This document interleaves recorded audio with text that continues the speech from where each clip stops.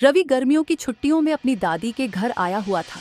रवि एक दिन खाट पर बैठे हुए सोच रहा था कि दादी की इस पुरानी कोठरी में ऐसा क्या है कि उसकी दादी उसे इस कोठरी में जाने को मना करती है।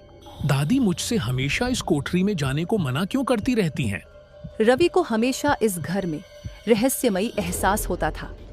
वह अक्सर सोचता था कि दादी की कोठरी में ऐसा क्या है जो हमेशा बंद रहती है।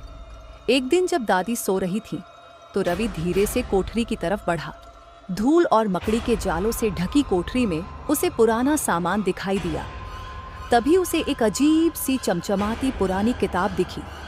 जैसे ही उसने किताब उठाई, कमरे में हल्की सरसराहट होने लगी।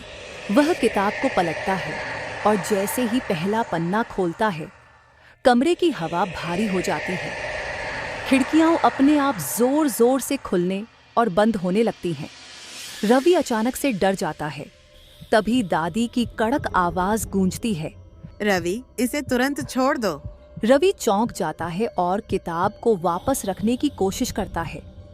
तो रवि को ऐसा लगता है कि जैसे वह किताब उसके हाथ से चिपक गई हो। तभी उसकी दादी एक मंत्र पढ़ती है।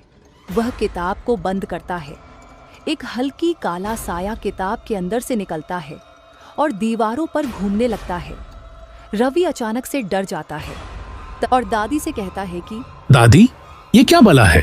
दादी रवि की बातों का जवाब न देते हुए एक मंत्र पढ़ती है और वह काला साया किताब के अंदर कैद हो जाता है। दादी कहती है, यह कोई साधारण किताब नहीं है, यह एक प्राचीन तांत्रिक की किताब है। इसे जो भी छूता है उसकी जिंदगी बदल जाती है। रवि और दादी वहां से निकल जाते हैं, लेकिन अभी भी रवि उसी किताब के बारे में सोच रहा था। क्या वह किताब सच में जादुई है? क्या सचमुच उस किताब से मेरी जिंदगी बदल जाएगी? उसको दादी की बातों का यकीन नहीं होता है और वह रात को चुपके से किताब लेकर अपने कमरे में चला जाता है। जैसे ही वह किताब खोलकर पढ़ने की कोशिश करता है, कमरे की लाइट्स झपकने लगती हैं। उसे महसूस होता है कि खिड़की के बाहर कोई खड़ा है। वह घबराकर बाहर देखता है, लेकिन वहां कुछ नहीं होता। रवि दोबारा से किताब के पास आ जाता है। अचानक किताब का एक पन्ना अपने आप पलट जाता है और उस पर लिखा होता है, जो इस किताब को पढ़ेगा उसे किताब अपने अंदर खींच लेगी। रवि का दिल जोर जोर से धड़कने लगता है। अगली रात रवि का दोस्त अमित उसके घर आता है। रवि, रवि, घर पर हो क्या? अरे अमित, आओ आओ। यार, सुना है इस घर में कुछ रहस्य है। सच बता, तूने कुछ खोजा है क्या? हाँ यार, वहां से मुझे ये तांत्रिक किताब वहां उस कोठरी में से मिली है। अरे तो दिखा तो सही किताब को।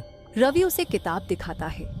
जैसे ही अमित किताब को छूता है, कमरे की दीवारों पर साए चलने लगते हैं।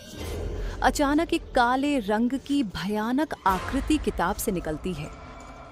तुमने मेरी किताब को छू लिया, अब तुम इस श्राप से बच नहीं सकते।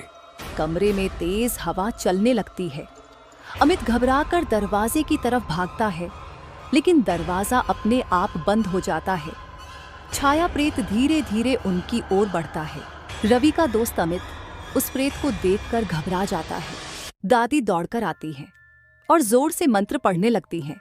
ओम हिम क्लीं चामुंडाय, ओम हिम क्लीं चामुंडाय, ओम हिम क्लीं चामुंडाय, ओम हिम क्लीं चामुंडाय, ओम हिम क्लीं चामुंडाय।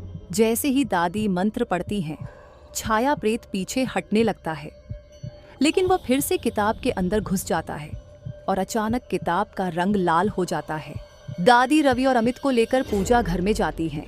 दादी कहती हैं, यह किताब एक प्राचीन तांत्रिक ने लिखी थी, लेकिन उसने अपनी आत्मा को इसमें कैद कर लिया।